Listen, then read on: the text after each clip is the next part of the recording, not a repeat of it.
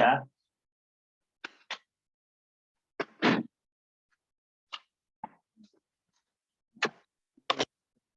anybody want to come off mic and let us know how many passes that they managed to count? Come on, somebody be brave. 14. 14. 14. Anybody get more than 14?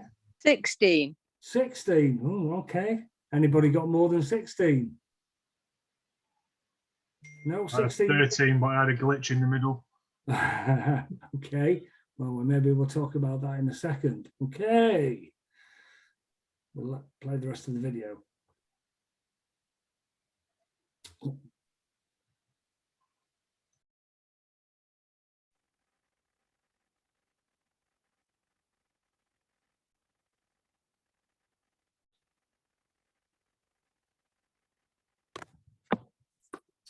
So, anybody see the gorilla as we watched that for the first time?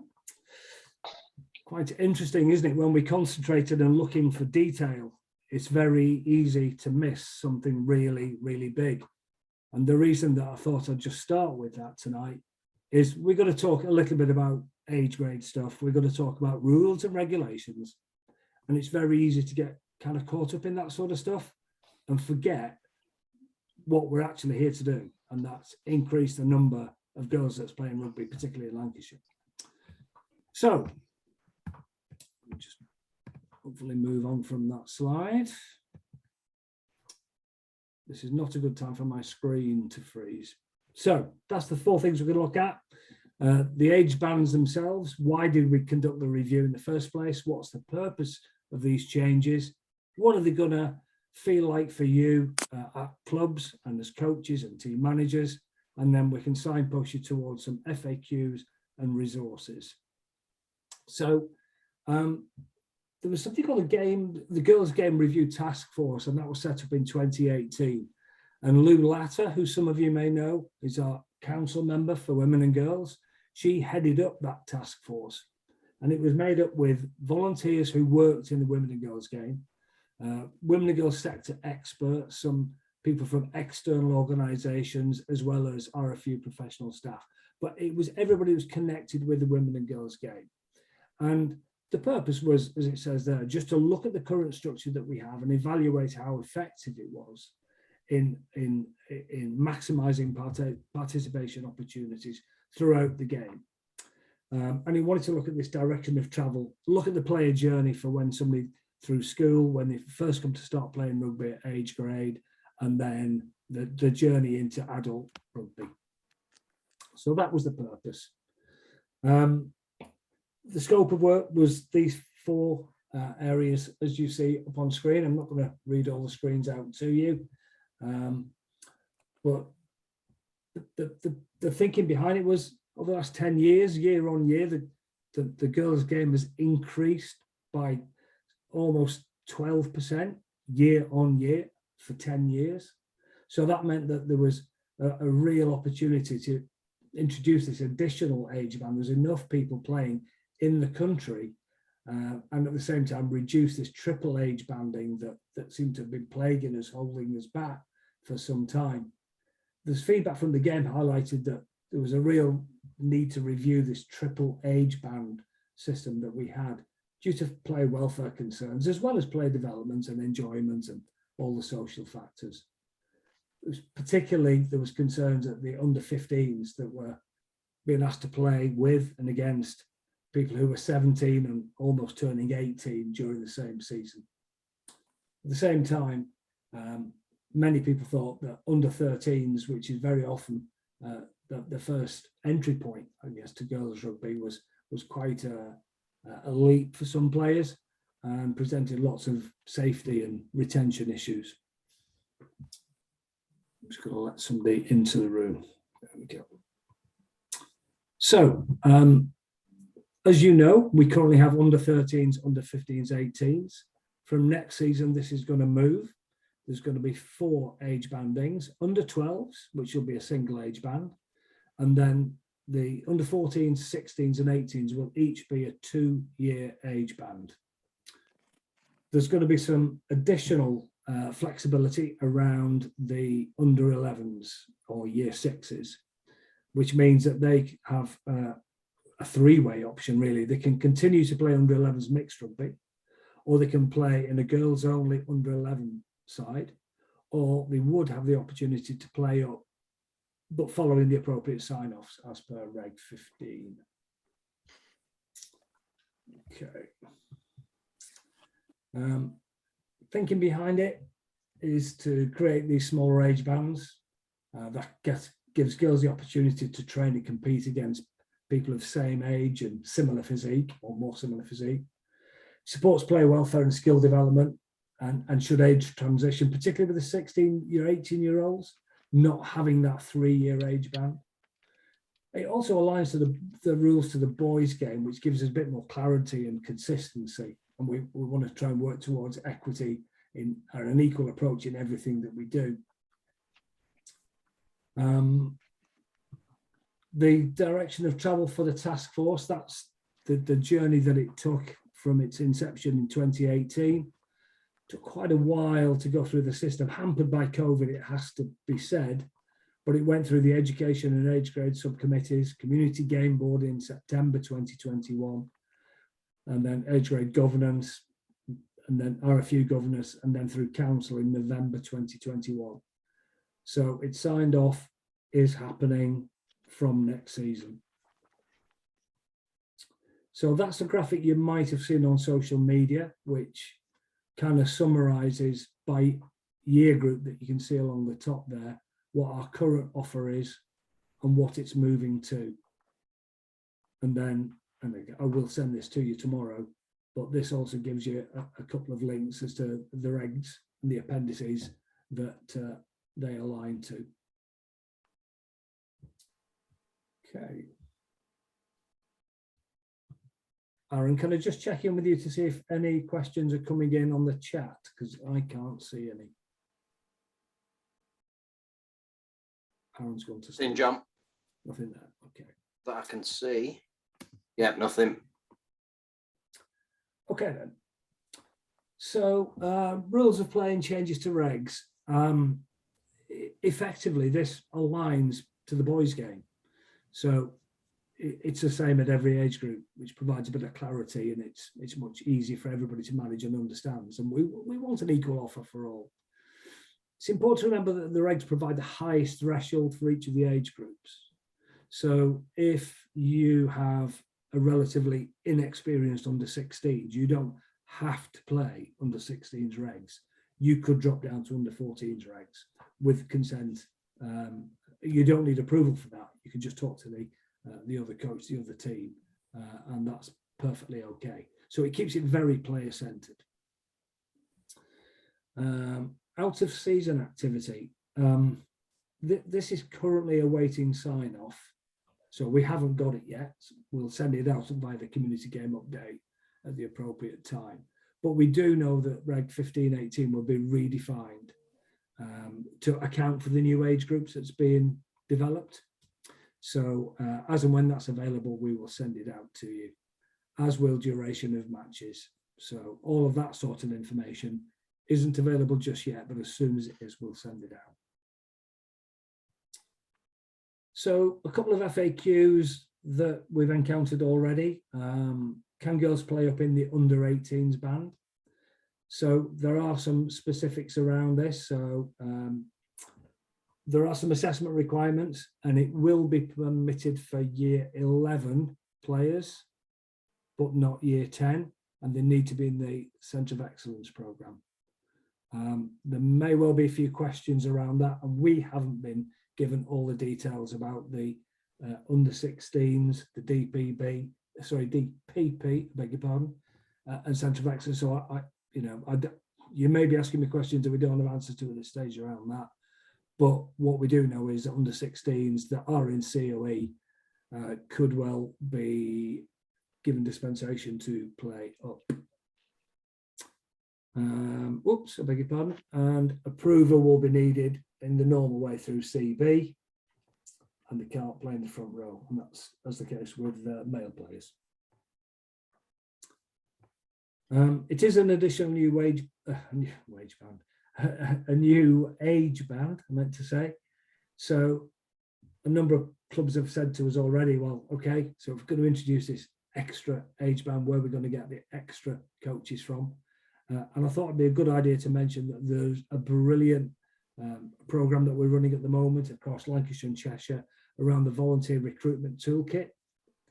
This gives great guidance, tips, resources, good ideas, and points you in the direction of how to increase your volunteer base. So this might be something that you guys be interested in. The toolkit can be found on the link that you'll see on the screen, and perhaps Aaron could stick that in the chat if he's able to do so.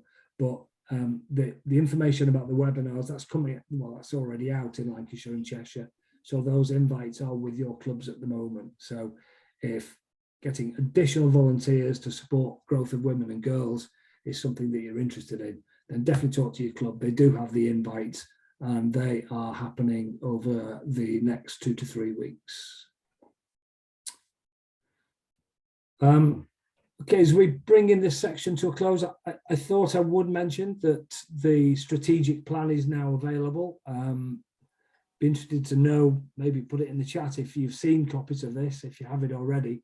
The reason I put it in there is just to demonstrate that there is a real drive and a real commitment that we're going to really get behind the growth of the women's game and the girls' game. There's some very, very stretching targets in there. For example, you know, one of the commitments is to sell Twickenham out for a Red Roses game for the World Cup. So to get a sellout crowd at Twickenham would be phenomenal. But that's the nirvana. That is the goal that we're going for. So I will send you a link to a copy of that so that you can have a read through it. It could even help with your own planning at club level, because the way that the plan's put together can be replicated at CB and club level. So we'll send that through to you tomorrow. I just thought I'd finish with this slide, and it is historic. It's a year old. Some of you may have seen it. And this was the state of the girls' game a year ago, last January. And it's done by CB. And this is the information that was live mid-January last year. And you'll see that Cheshire's highlighted in bold, and it's got some red numbers against it. So we're going to use them as an example. The numbers that you see in bold black for Cheshire and in the normal black for all the other CBs are the numbers that were taken directly from GMS. And I know we can have discussions around GMS and the inaccuracies, but it's inaccurate for everybody. The numbers in red are the numbers that we drill down with the Cheshire clubs and found out what the reality was. So I think it's a fair assumption to say that if you look at Cheshire's under 15, say, GMS says they had 117, Cheshire clubs say, well, actually we've got 75.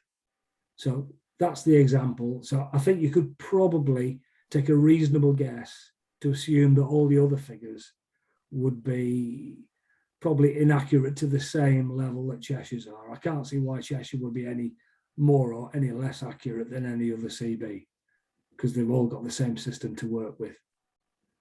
So if we look at Lancashire, under 13s a year ago, 103, I'd be really interested to know how accurate that figure is now. We can run the GMS data, that's no problem at all, but what we don't have is a clear idea from the clubs as to how many players they actually have active. And without having that baseline information, it's pretty difficult for us to offer support in the right areas. So I'm going to bring Helen on in a second. I know she wants to talk about all things Lancashire.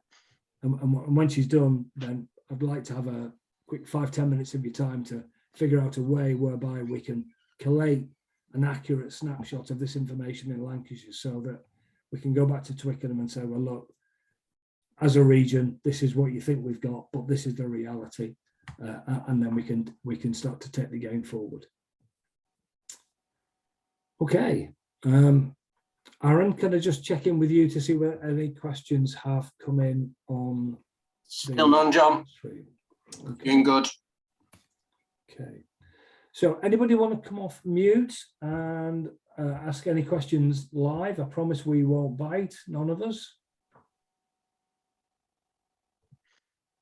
You've all been very quiet. No questions coming in. Okay, that being the case, that's all I've got to talk to you about with regard to age bands. So, Helen, are you still with us? Yeah, I'm still here. Excellent. Okay. Helen, I will take my screen off share in just 1 second. Cool. There we go. And I will hand over to you. Oh, just realised I'm still on video. Off video. There we go. Yeah, thank you. Thank you very much for that, John. I think it was something that we wanted everybody to make sure everyone was on the same page with what's happening. I think for us in Lancashire and across the country, although there's been conversations about the age band shift for a while, it's going to present us with challenges because of the amount of players that we've got in grassroots rugby. So I'll talk through the Lancashire Cup bit that I wanted to talk through, and then talking about how we get this actual data without doing a survey, I think will be something that will be really useful for us. So we've got quite a few people joined. So if there's any questions throughout, please put it in chat, put your hand up, or I haven't been on a Zoom call for a while. I've been used to Teams. So hopefully John and Aaron can help me. So the thing that I wanted to talk to you about was before the end of the season, there's a few things that I want to start bringing in. So just to update you all, over the summer, there was a change in how the women's and girls within Lancashire is set up. So as some of you are probably aware, I've sort of led on most of it. And at our last forums, we were talking about needing help. And the role that I carried out was split. So we've got Christine on the call, who is responsible for data and social media for the women's and girls. Mike, who wasn't available tonight, is Mike Dale. He's taken the lead for the representative rugby, and I'm looking after the club and competition side of it. So one of the things that I'm looking to do is to reset up the forums that we used to have.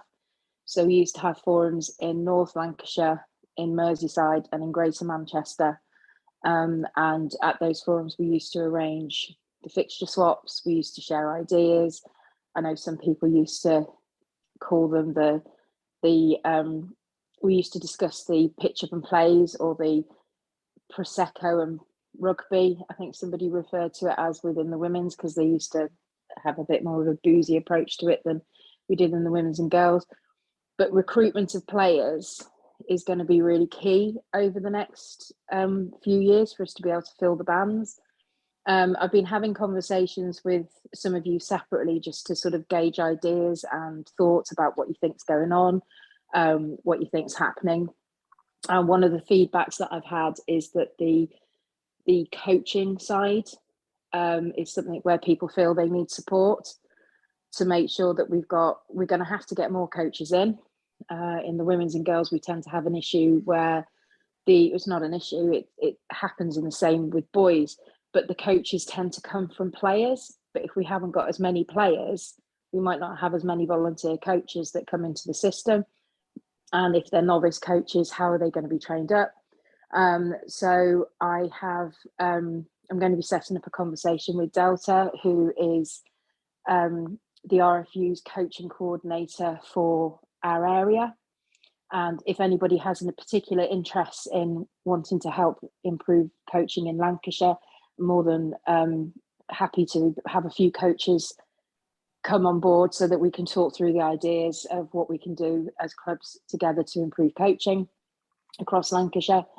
But there's a bit of work that we're all going to have to do, I think, and help each other out to drive these numbers. And part of that is driving playing opportunities. So with that in mind, one of the playing opportunities that we're looking at is the county, setting up a Lancashire County Cup.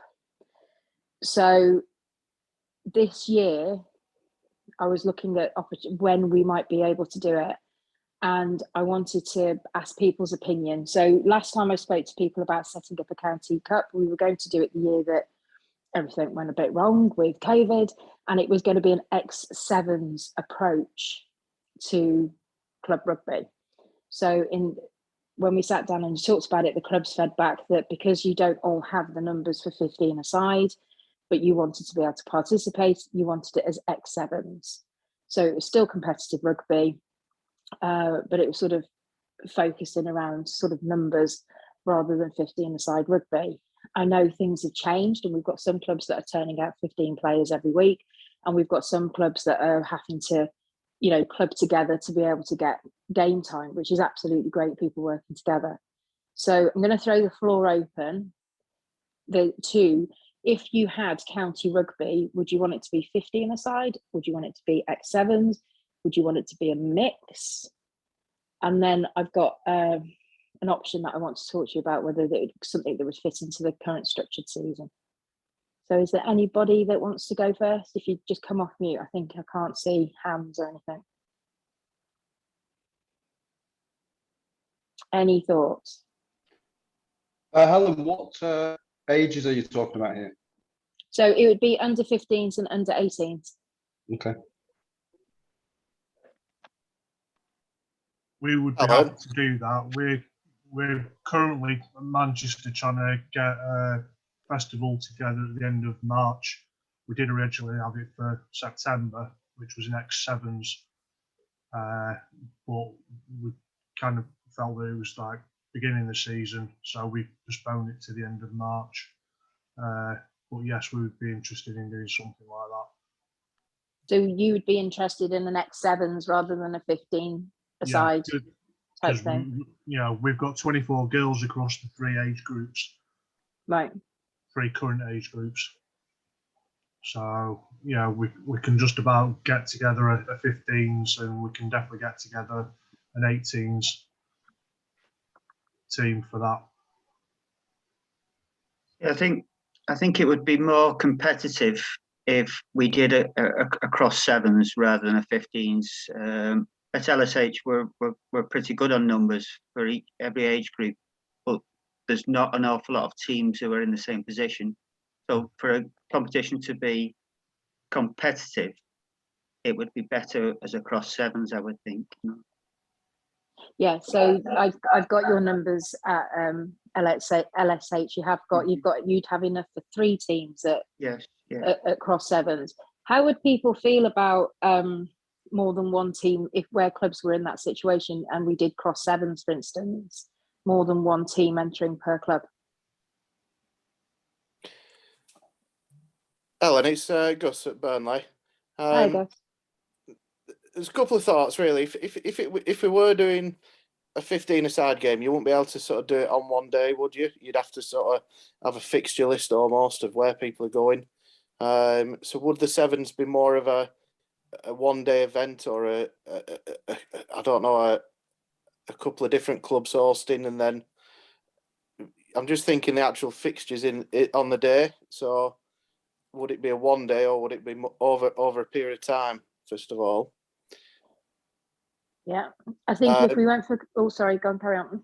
And then the second one for me is under 18s, a 7s would be perfect because that's roughly what I've got, and I could get a side together. Whereas at 15s, I've got nearly 20 girls, so we could definitely get 2 teams in there. But then I'm thinking, do I split the teams evenly? Do I have a strong team and then a weak team? And I'd be worried about the weak team suddenly going up against a much stronger team. So a couple of things going through my head there that I'd be worried about. So what if there was a split where, so in boys rugby, you get a cup, plate and bowl. Yeah. So if it was, so clubs would have to apply for it. there's obviously no budget, so to cover the costs of finals and things like that, there would be, just like there is for the boys, there'd be a charge per team entered. So what if there was the cup was 15 aside, the plate and the bowl were 7 aside, and the cup was fixtures based, and it would culminating in a final, but the 7s aside was a tournament based knockout type affair. So it'd be a long day for them, because we all know what tournaments can be like. We've all been there early and left late, but that type of thing, where it'd be pools and you play off, and then depending on whether you do well, you go into the plate, depending on how you do, you go into the bowls to make sure that it stays competitive for the girls. But if you enter the cup, you can't enter the 7s. So if you enter the 15s, you don't enter the 7s. If you enter the 7s, you don't enter the 15s, that type of thing. So you can't hedge your bets across all of it. That sounds really good, because that would take away my dilemma, because the under 15s I'd enter into the 15 cup and get some, maybe 2 or 3 fixtures there out of it. I don't know. I suppose it depends on when we get knocked out. And then the under 18s we'd get into the crossfield. So and there wouldn't be the issue of having to have 2 or 3 teams in there. So I like what you've said. So where you said it depends on when you got knocked out. So if we got the right number of people enter, we could almost have a bit of a pool, maybe 2 pools. So you got guaranteed number of fixtures to make it worthwhile taking part. So you didn't get knocked out straight away. This is about playing opportunity. You see, this is about trying to, get some game time for the girls in a sort of bit of an organised way. Like maybe a bit of a final at the end. I'd say that's okay. I wouldn't do it as the cup as the 15s and then plate and bowl for the 7s, because not being disrespectful, the girls know that the cup is the top one and then the plates and the bowl are the lower ones. And so, just because the club can't get enough players together, they shouldn't be discounted. So if you're going to, fair enough, do the cup for the 15s, but also do cup and a plate as the runner up for the 7s. But making it clear don't run it as a lower class event. Yeah. Keep it still point.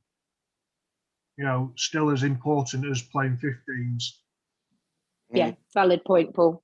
Neil, you were coming in? Yeah, I mean, at 15s, at Littleborough would be absolutely fine for the 15s, for 15-a-side competition. But at 18s, again, they would have to obviously be competing in the 7s because they just haven't got the numbers for that. Would there be not? I mean, obviously, we're going to be doing a survey anyway of wherever, the whole of Lancashire. And would it not be possible to kind of maybe look at pooling 2 clubs together that geographically are quite close to each other anyway? Because I've sneaked myself onto a group in Yorkshire, and this is what they're leaning towards. Now, I'm not saying let's copy what Yorkshire are doing, but what I'm saying is at the end of the day, the girls' game is based on 15 aside. I know we can play 7s, but pretty much the RFU have given us a carte blanche to adapt the games within the rules, within the laws. To get us to a 15 aside, and I know my team would appreciate more of a 15s based game, but I do understand, because I have been in a position where I've gone to clubs where I've got 10 and they've got 20. You know what I mean? So I don't think there's any easy answer. But there aren't any easy answers, which is why it's good to get loads of opinions.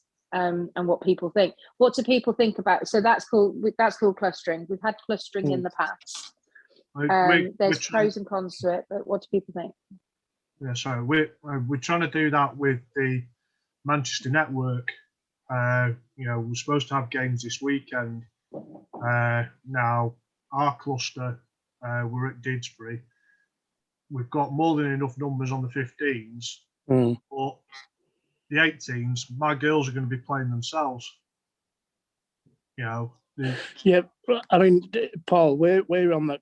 I mean, I've been at Manchester a couple of weeks ago before Christmas. Yeah. You know, and yeah, I appreciate that. But the girls' network has probably given us more game time than anything else. But I do appreciate that. You know, that the still. I mean, I was supposed to host one just before Christmas. It got cancelled because nobody wanted to turn up. Yeah, So the frustration is still there, just as much as it definitely, is I if agree you've with got you. 2 15 sides and then one of them doesn't decide to turn up. Do you know what I mean? Yeah. All I'm that's the- saying is, say with yourselves and Stockport, who are pretty much down the road to each other. I know it's a bit of a distance, but it's not a million It's miles. also a Cheshire club. You know. Oh right, is it? Sorry. Yeah. So, but you know what I mean. You know my point, though. I mean, Yeah. maybe another club that is within your Lancashire, sorry, that has got similar numbers that could then make your team up to a 15. And don't forget a little bit. You know, I'm lucky at 15s, but at 18s we would be looking at doing that as well because we just haven't got the numbers either. Well, Stockport's 18s have folded because they've come to us. Right. Okay. So. Yeah, it's a shame. I mean, I know one of the volunteers in amongst Stockport. She's really, really proactive, and I know that's the one good thing that's been happening with the pitch up and plays through the network is that it's not about borders. It's about girls playing rugby. To be perfectly honest, yeah.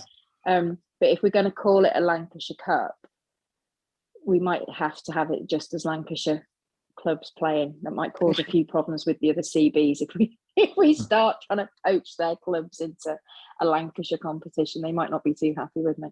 I mean, can I ask some of the others who are on the call? What would you say Helen, about? Can I was Justine, just gonna I was just going to add because Trafford Envy are sort of just getting the girls really going, and we just haven't got the numbers for a full 15 teams other than maybe the sort of under 13s age group where we've got ones coming through, but the 15s and 18s we have really, really low numbers, but the girls desperately want to play a 15s game and it's no fault of their own that you know that they can't. And if I turn around to them and said, all right, well, we can do this, but you've got to play sevens, I can just imagine the crestfallen faces because they want to play full games. And just like Neil said before, you know, if we could put a couple of clubs together so that they can play that 15s, I think that would be preferable for the girls. It's a very, very small community, girls rugby, and so many of them know each other across the different clubs that you know that they have played together in other things before. So that would be my preference anyway. I completely and utterly agree with that. 100%. I've been doing girls rugby for 5 years now. And trust me, when you start treating the girls differently than what you would do the boys, they just don't appreciate it at all. They do not appreciate it at all. Yeah, so I'm sure there's some way working it to make it work. And again, like I said, you know, I understand, 100% understand how difficult it is. Really do. This isn't about treating the girls. Sorry, just come back on a point. This isn't about treating the girls different to the boys. No. People I know who've known me for a long time. I know it's not. The problem is, but it's about making sure we've got opportunities for them to play. So what I wouldn't want to do is go, right, it's 15 aside only, and then that discount people. But if there's a way that we can accommodate all of it within a structure that doesn't make it so complicated we can't implement it and do it, then let's see if we can do that. Aaron, you have finally come off mute. What would you like to say? Well, I was just because the under-18s manager from Loughborough isn't on, so having been the Loughborough coach last year for the under-18s, they haven't got the numbers. They would like to preferably do sevens. But in terms of an idea, obviously you've got a couple of teams who've got numbers at 15. Is it not best for us to get an idea of the number of teams who've got full 15s, the number of teams at full sevens, and then come up with, again, like a separate not a separate competition, like divide competition between those and put all the team, do like a Lancashire Cup competition for those with just 15s. So then if it is, say, for instance, there's 8 teams, there's 3 or 4 matches there, they can all play against each other. So then all the teams that have got 15 are playing consistent or a couple of matches against teams with 15 players. The girls then are getting to play 15 against 15. And then the teams that have got 7-on-7, they can have teams against the teams that they've got numbers against. Obviously, I know it means that you're not playing every team in the county, but would that not be a better idea? Before I bring John in, can I just clarify? So what you're saying is not to cluster clubs to make up a side of 15 players. Is that what you're suggesting? That's just my idea. Yeah. Okay. John? Well, two things really. One, it's like super encouraging to hear this conversation, because I detect there's a real will and a real appetite to make this happen. And that's great. I just wanted to make the point that it's going to be a one-off, isn't it? Because of all the changes for next year. So whatever you do this year, that could be a blessing in disguise, because it's a one-off, providing you stick within the current regs and COVID doesn't get in the way, God help us. You know, you can do a bespoke thing that suits your situation right now and get that done, get the best out of it, make it the best possible playing experience for everybody, and then do something that aligns with the new regs in, you know, next year and the year after and the year after and so on. So that was the only point I wanted to make. I think it's right. I think it also gives us a chance to pilot and test this hybrid model without signing ourselves up to something that we're going to be wedded to in future years. Has then anybody else who's not had a chance to speak? Can I just add, sorry, Emily? Yeah, as someone who's moved up through the age grades as well as a player, I think the best opportunity for the girls is, as you say, just to get as much game time as possible. Sevens was actually a way forward for me when I was younger. It was a way that I got more game time. It progressed like me through the age groups. I started playing senior rugby as well. So I think 7s and 15s, however we do it, I just want to get the girls on the pitch essentially. And I'm also thinking about their future careers as players. 7s might be a way forward for a lot of the girls into, you know, international teams, into divisional sides as well. But obviously we want to support the 15s. So I'm happy either way, as long as we're getting the game time in. And obviously, you know, even when I was playing back 20 years, we were still merging teams together. So I'm more than happy to do that as long as we get the game time. Okay. John, is your hand the legacy hand? It is indeed. You can ignore it. I'll take it down. Pound in the pot. Somebody was coming in then. It's a bit difficult. Yeah, it was me again. Sorry, just to throw in another idea out there. What about doing the 15s as we can, and maybe looking at a 10s aside, because some clubs could get a 10 aside fixture and, you know, maybe do a day thing with that instead of the 7s, and it kind of builds it up a little bit, and it's a little bit more like 15s and less like 7s, I suppose. I don't want to disagree with people today. I want it to be open, but one of the things, I think it would have to be 7s if we were going to, because of the numbers that I know clubs have got from conversations I've been having with people, just to try and get a gauge on where we are with some clubs. Some literally might have to cluster to get a solid 10, so you've got subs to play 7s, if that makes sense. So I think 10s would just be a stretch a little bit too far. Is there anybody that is keeping hold of their tongue and really disagrees with what's being said and is like, no, it's 15 aside, that's it, or it's 7s only, it's no mixing clubs, or it's, why don't we just sign players up, mix the clubs all up together, which I'm just trying to throw out options so that we can have conversation.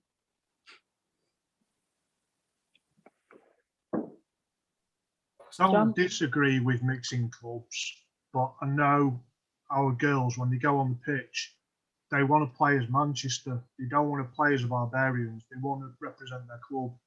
So, again, for us, going back to the 7s, it is great for us.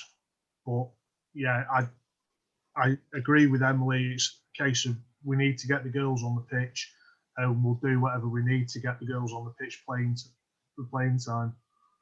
Okay. Yeah, just to go in on from Paul's point there, I get the impression from the girls that I coach, they just want to play with their mates, more so than anyone else.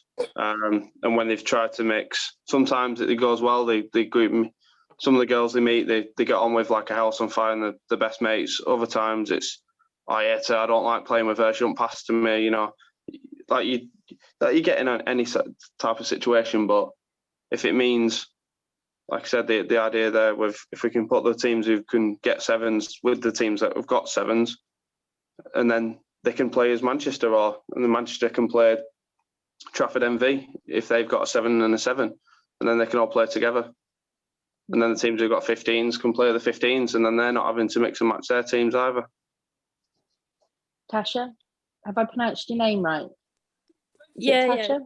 Yeah, sorry. I couldn't talk before because baby was crying. So I think all the ideas that have been thrown out there are really great about clubs maybe wanting to cluster together and whatnot. But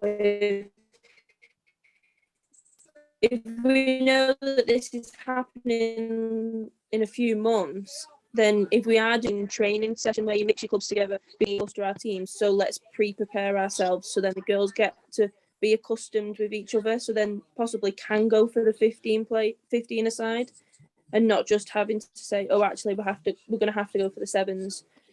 Give the girls the option of it, because I know our girls wouldn't mind playing with anyone, and they also don't mind just playing sevens as long as they're on the pitch.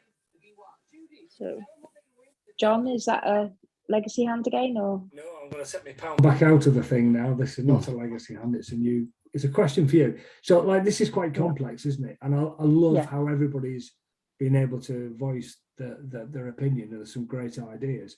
I'm just wondering, Helen, is it possible to come up with like one piece of paper with all the various options for the different age groups? And then we could circulate it to the email addresses and just do like a tick box exercise. So yes, my club would go for this option, but not that, or they would prefer option A over option B. And then, you know, we've got something that you could work with then, and we probably wouldn't get to please absolutely everybody 100%, but we could get quite close, couldn't we? One thing I've learned with reviews, you've got Amy next to your name, but I know you're not Amy. No, it's because I'm on my daughter's laptop, you see, so I can't get the name off it. I'm Brian from LSH. I think it's pretty straightforward. Why don't we just have a Lancashire Cup where we have competition for 15 aside, age 15s and 18s, and a Lancashire Cup again for 7s, age 15 and 18s, and that would suit every club there. Then each club then who have got relatively low numbers at a certain age group can enter the sevens, and if you're in a position where you've got enough players, you can enter 15s in 15s and 18s, and then that's straightforward then, isn't it? And but don't dilute the sevens by saying, oh, it's not a Lancashire Cup, it can still be, it's a Lancashire Cup sevens tournament. I picked up on Paul's point earlier. I think that was very, very valid. Yeah.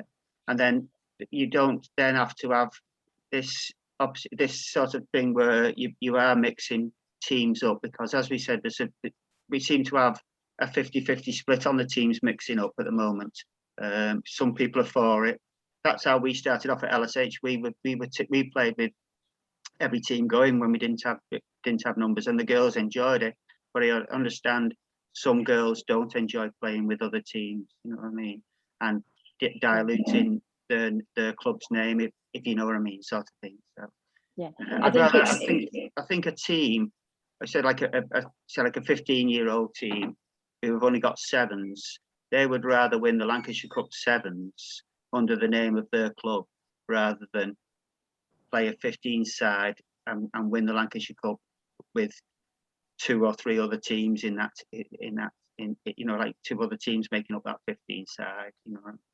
But it's opening it up so that, sorry, I'm getting horrible feedback from somewhere, but it's opening up so that clubs can maybe make the choice and nobody object if they were playing a cluster barbarian, but you can't call it barbarians, you're not allowed to use that name.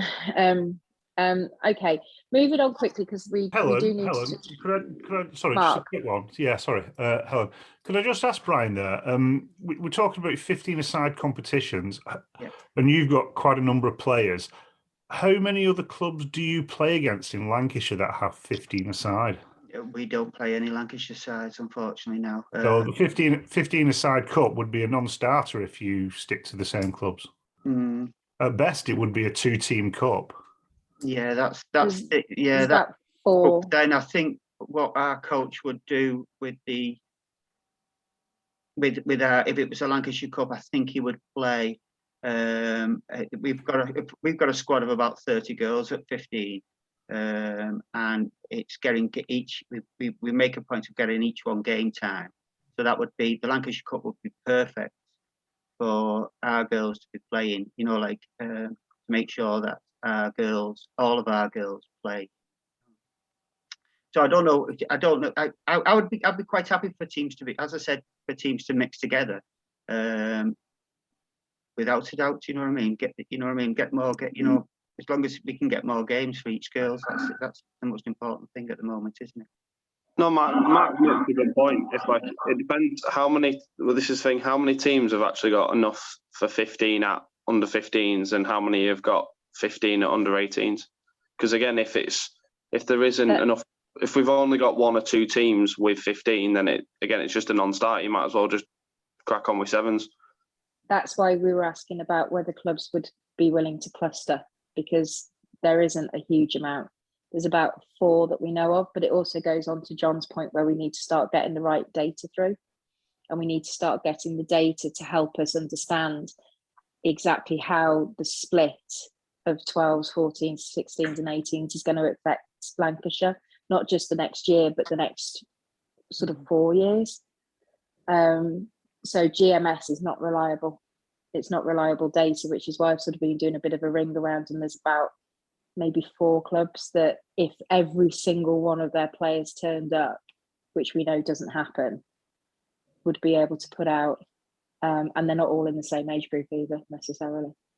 15 seems to be better than 18s because obviously as soon as they turn 17, they've been starting to play up, which is an issue in itself. But all right, I think what I'll do is I'll draw that part of the conversation to a close, and I'll put a proposal together, and we'll get it round, and we'll see what people think and see who would sign up to what, and then we can almost take it from there.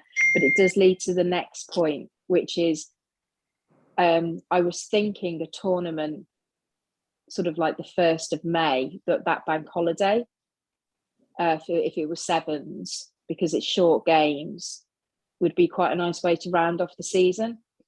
Or would people prefer it to be played through the season with the finals day being that weekend in May?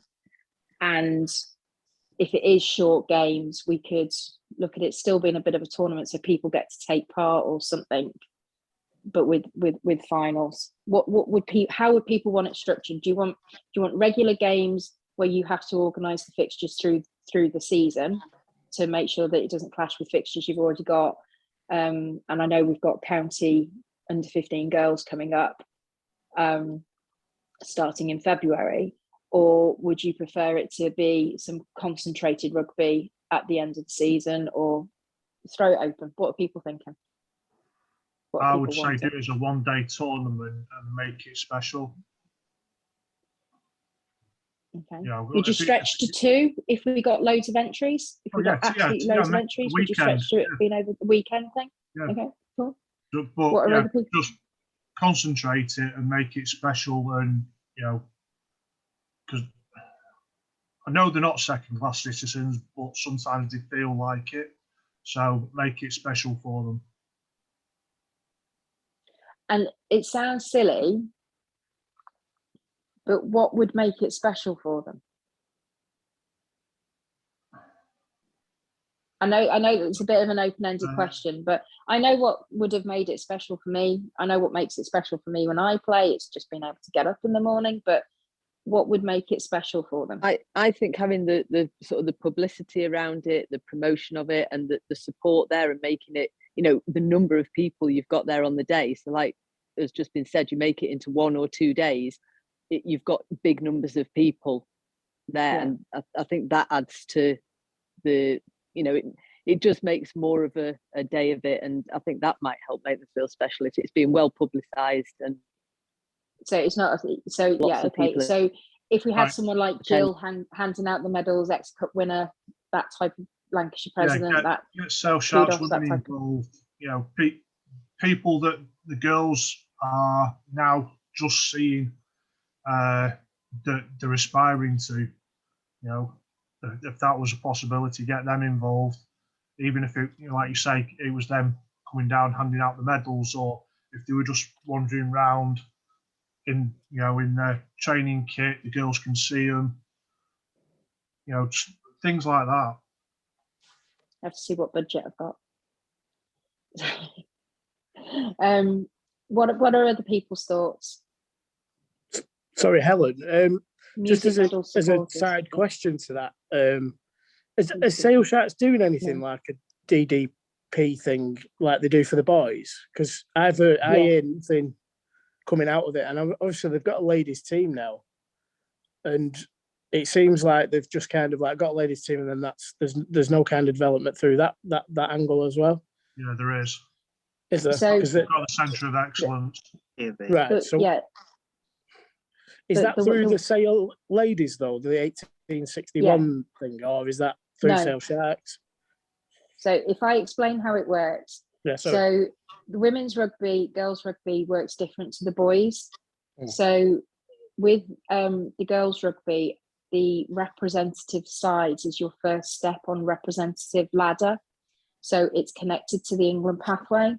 So through the under 15s and the under 18s, the clubs, the coaches at Lancashire then nominate players who get into Lancashire to go on to the Centres of Excellence. Right. The Centres of Excellence is an RFU. They call it the RFU Centres of Excellence, and the one in the Northwest is run by Sale Sharks. They're sort of contracted to run it on behalf of the RFU.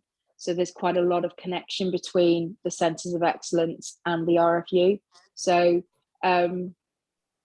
completely with having no kind of like 15s or 18s Lancashire rugby in the last 18 months, is there anybody actually going to that?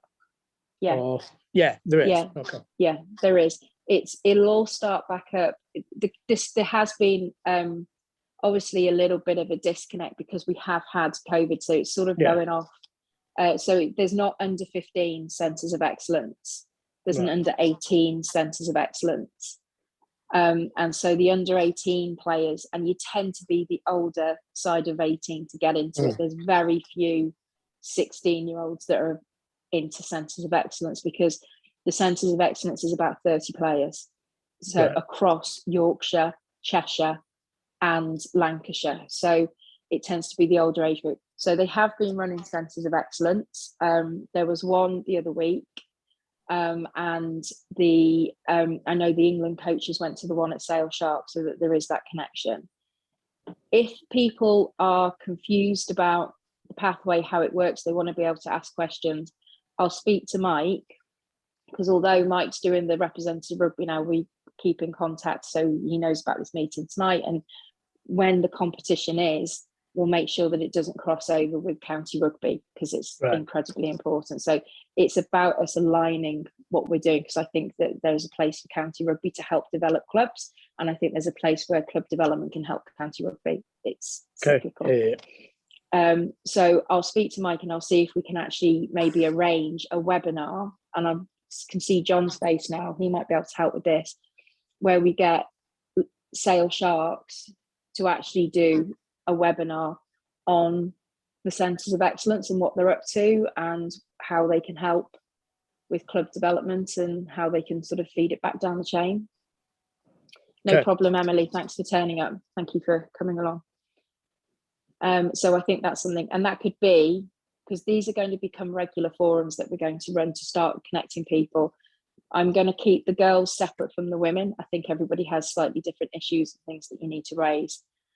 So it could be that I ask them to come to the next one and actually do sort of a bit like John did with the under 12s, 14s, 16s, and that on centres of excellence. Would people find that useful? Yeah, definitely. It'd just be good because I mean, I've just feel like there's nothing kind of out there, or if there is, I don't know about it. But I think that's more because of COVID, and there's a million different reasons why. But it just, I mean, obviously, it's been it'd be a while good since we've had to a know. normal season. Yeah, well, yeah, there is that. Yeah. John, Ellen, just off the back of that as well, you mentioned Lancashire. Can I just ask? Originally, I'd read that the trials were going to be on a Sunday.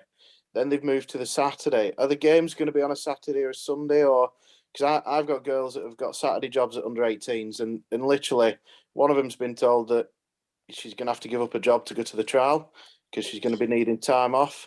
And if that's going to become a regular thing, it's definitely going to be lose a Saturday job, and yet we play on Sundays. So I just wanted to question that, please. The trials are on the 5th of September. The 5th of February. So that is a set. The games are set in the calendar, and they're festival games again. So it'll be the 7s and the 15s. So X7s, 7s, and 15s. So there's going to be a lot of game time for the girls and they are set days, and they're on Sundays. Okay. If there is that one, speak to Mike and have a conversation with Mike. So don't get her to give up a day job or just not come to trials. Just contact Mike and have a conversation with Mike about it. Okay. Thank you. John. I just wanted to just go back to the DPP type stuff and Centre of Excellence, because I'm looking at the draft age grade calendar for next year, which takes into consideration the new age bandings.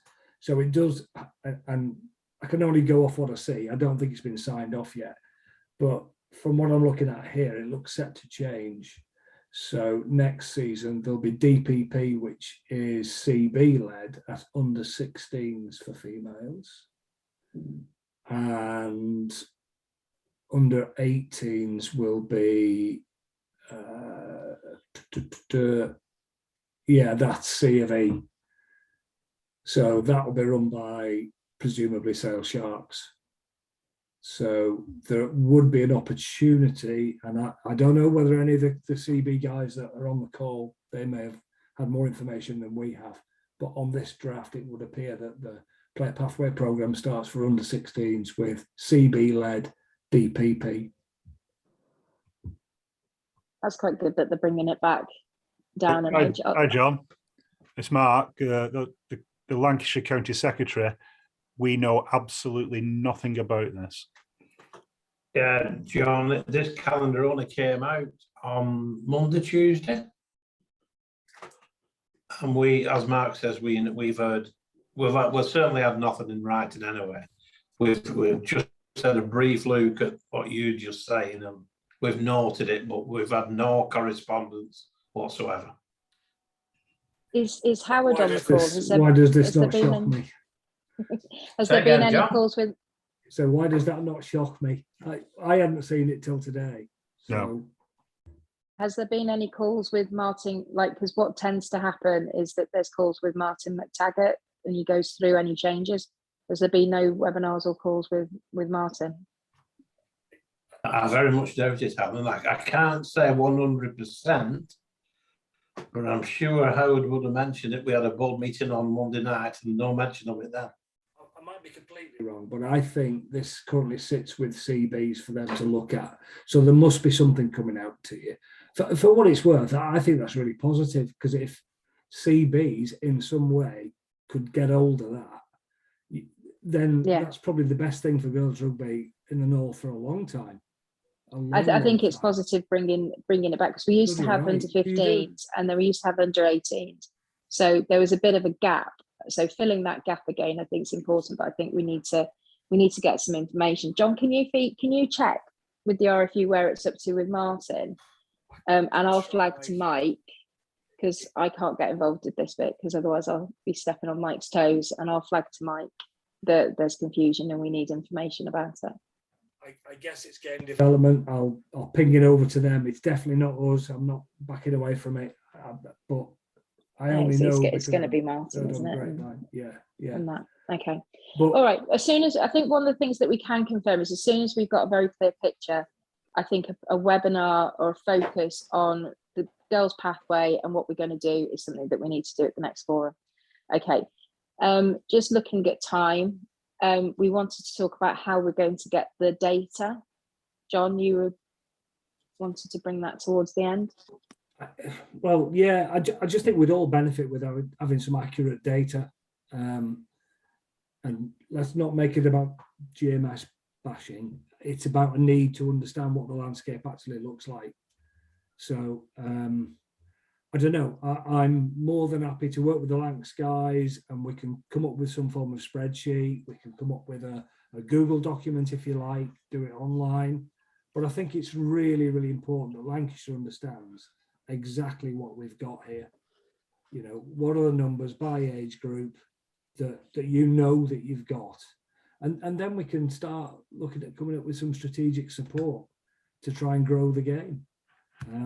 My feeling from listening to you guys tonight is the picture's much, much better than we feared, but it'd be really interesting to compare it with what figures Twickenham seem to think we have in Lancashire, because that's what. And this information not be got from women's and girls' contacts within the clubs, John? Do we have a definitive list of those yet? Well, no, I don't. But right. It changes. Things don't get updated, and it's one of the things that I think I raised, Dave, about trying to get this data. It's without me ringing every club and asking for it. It's not a relatively straightforward, easy thing. Should we take it offline, John, and speak to Dave and Mark?